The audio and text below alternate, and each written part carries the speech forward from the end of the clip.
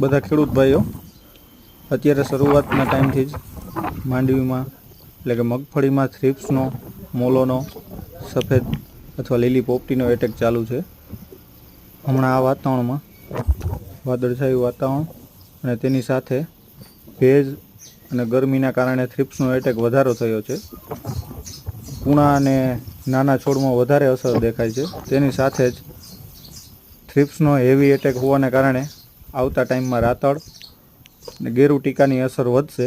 એટલા માટે શરૂઆતથી જ અત્યારે થ્રિપ્સનો કંટ્રોલ કરવો. થ્રિપ્સની સાથે ફૂગનાશક, ફૂગજન્ય જે સારા ટેકનિકલ આલે છે, એઝોક્સિસ્ટ્રોબિન છે, ડાયફેનાકોનાઝોલ છે, ટેબુકોનાઝોલ છે, હેક્ઝાકોનાઝોલ છે, એવા અન્ય ટેકનિકલો વાપરવા, જેથી કરીને પાછળના ટાઈમમાં રાતળ ગેરુ ટીકાની અસર ઓછી જોવા મળે.